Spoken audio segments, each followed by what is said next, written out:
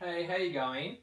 I'm good, how you doing? Good, thanks, mate. I was just wondering if you guys had the Lord of Blights mini in stock at all? I believe we do. Let me double check. Yes, we do. Awesome. I'll be down in like, say, 30 minutes. No problem. He's here for you. Sweet. Thank you very much, mate. Alright, see you then.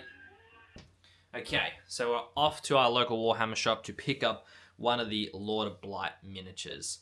And that is because of a new painting competition category that's going to be happening at Crimson Brush this year in 2026 in January. And this is one of the first times I'm going to go real full try hard on a mini. I swear I just made a video about not becoming a display painter. Literally the video before this. And here we are, becoming a display painter again. Alright, let's go. This is one of my favourite things about this kind of hobby. Being inspired to go do something. It's one of the best parts about the damn hobby, that's what I'll say.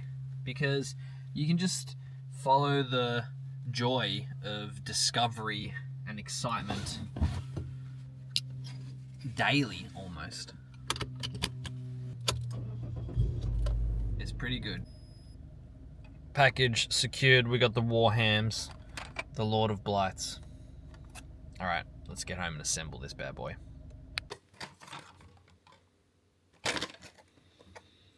Lord of Blights.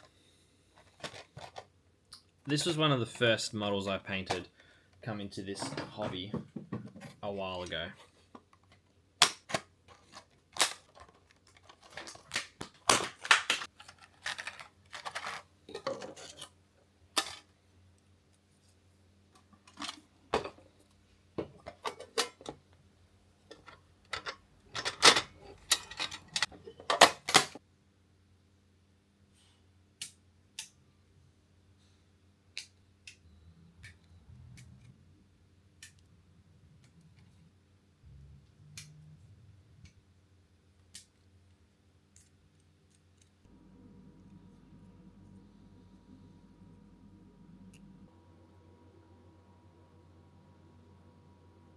Now, one of the reasons why I picked up this Lord of Blights model today that I'm currently assembling is because of the Crimson Brush painting competition here in Australia. Now, the reason why is because I said earlier we have a new painting category coming up into the competition this year to celebrate its 5 years of running.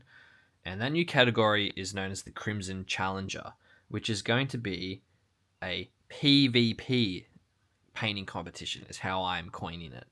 But it's basically going to be a set model chosen out by the organizational staff, so myself, my wife, and Trent, and we are then making sure that anyone who enters this challenger thing all have to paint the exact same model. This year we've chosen the Lord of Blights. So the main reason for that is, one, it creates an even playing field as the canvas for the competition. So there's no situation where I think sometimes, in my opinion, painting competitions can be flawed when someone gets a inherently exclusive model or something that was custom sculpted and then they paint that. The wow factor adds a lot into that sort of competition and can detract from everyday other sort of models that you can get readily. So the reason I wanted to change that up a little bit was that everyone has the same playing field and it is a single miniature competition this year. So there can only be one winner. 1 gold. That's it.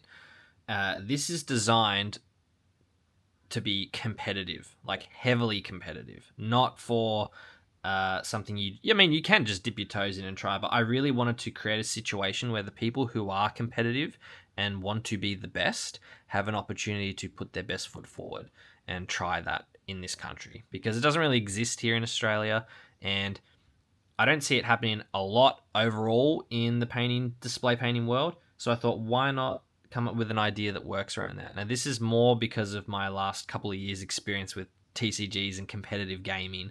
And it's just nicer in a way where I think having the same canvas can allow for a lot of skill expression within painting. Imagination, creativity, refinement, all of those things. But everyone starts with the same starting point, which can be quite nice. I think rules are very good in competitions. You need to have solid rules and lots of them, I think. The less rules you have, I find the worse the competition can be. But that's just my take. But anyway, I'm going to be painting and entering this competition as well because I am a competitive guy and I haven't painted anything seriously competitive for a competition in a long time. So this will be a bit of fun. Which I know sounds weird considering I just made a video saying how I'm not trying to be a display painter. I'm going to give this wargaming a go. But this is what I mean when I say inspiration is very critical to my painting process and how I follow the inspiration as soon as it strikes. I've had a lot of success with that, and it's also kept this hobby incredibly exciting for me and worthwhile. It's never felt boring or dull because I follow what excites me the most and what inspires me the most, whether that be a heavily intense display painting piece or painting up a squad for a war game. Now, speaking of inspiration, I've been heavily inspired by Miscast lately, as he has been just on a tear with pumping videos out left and right.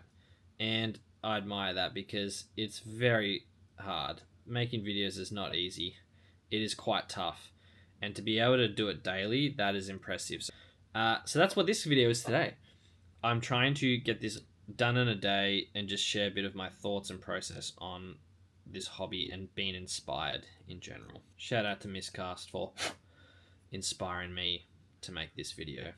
Let's clean some of these mold lines up, considering this is for a display competition.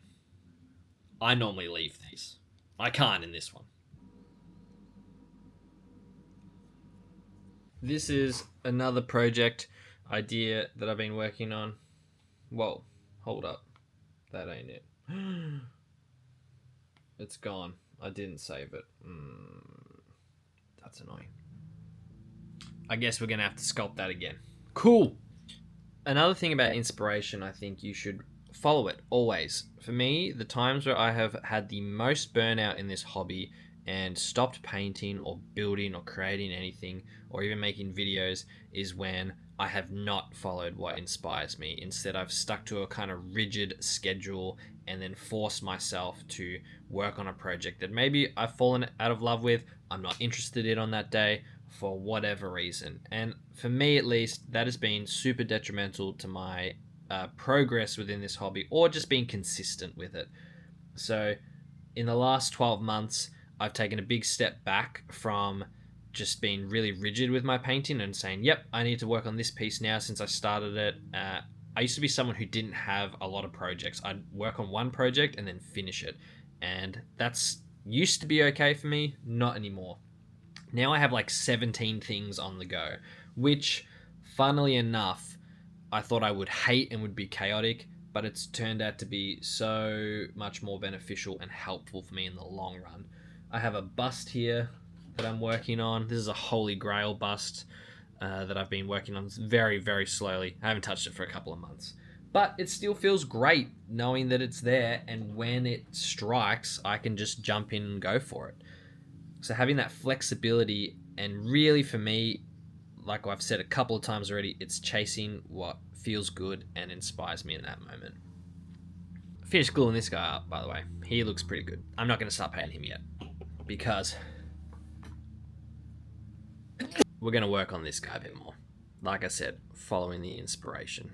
Follow the inspiration, friends. See where it takes you, and let's just enjoy painting and having a good time.